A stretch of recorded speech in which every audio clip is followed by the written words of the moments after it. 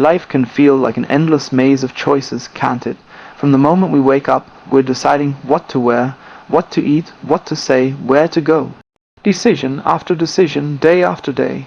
But here's the question we rarely ask. When was the last time you made the decision that truly mattered? The decision to be yourself, not the version your parents imagined, not the one society applauds, not even the one you think you should be. Just you, unfiltered, honest, real, and something incredible happens when you finally make that choice. The moment you stop trying to become who you're supposed to be and simply choose who you already are, everything changes. Not because you've added something new, but because you've finally stopped pretending. Most of us spend our lives performing for an invisible audience, the voices in our heads that constantly whisper, "What will they think?" or "Is this good enough?" We don't even notice how much energy it takes to keep up the act. But what if, for once, you dropped the script? What if you stopped living for them and started living for you? Now, choosing yourself doesn't mean running away or abandoning people. It's not about selfishness, it's about alignment. It's about realizing you're not some outsider trying to earn a place in the world, you are part of it. When you see that, something inside you softens. You relax not because you've given up, but because you've finally stopped fighting yourself. True relaxation isn't lying on a couch doing nothing. It's doing what you love without resistance, without that constant inner voice asking, "Am I enough?" Because when you choose yourself, that voice starts to fade. You realize it was never truly yours, just an echo of everyone else's expectations. We grow up wearing other people's definitions of a good life, like clothes that don't fit, and then we wonder why we feel so tense, so tired, so restless. Choosing yourself is like taking off those clothes and finally breathing freely. You suddenly see how much energy you've wasted pretending. But here's the catch, not everyone will celebrate your freedom. Some will be threatened by it. Your authenticity might make their pretending harder to hide. So they'll call you selfish, irresponsible, naive, and if you're not careful, you'll start to believe them. You'll think maybe they're right, maybe it's safer to go back. But once you've tasted truth, you can't go back to the lie. Once you've been awake, sleep never feels the same. Choosing yourself isn't a one-time thing. It's a daily practice.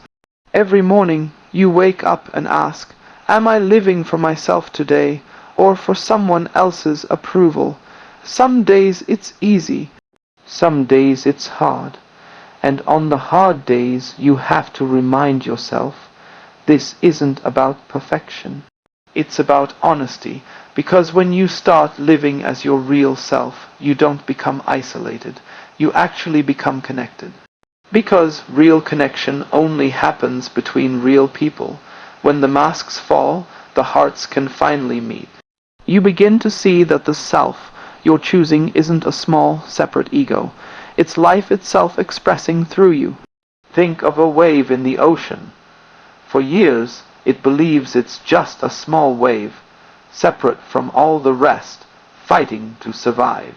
Until one day it realizes it's not separate at all, it's the ocean in motion, and when it knows that, it stops fearing the shore because even when it crashes, it returns home. That's what it's like to choose yourself. You stop seeing yourself as something fragile and start seeing yourself as something infinite. But most people don't get that far. They're too afraid to lose their job, afraid to disappoint their family, afraid to be alone. And yet, the real question is the life you're living now truly living, or is it just a slow, comfortable kind of dying? Because every time you say yes when your heart screams no, you lose a little bit of yourself. Every time you fake a smile instead of speaking your truth, a small part of you disappears. That's not living, that's existing. You weren't born to be a machine. You were born to feel, to create, to love, to be alive. When you finally choose yourself, it's like the sun bursting through a dark room. Everything you thought was certain begins to dissolve, and you see life as it really is, raw, vivid, real.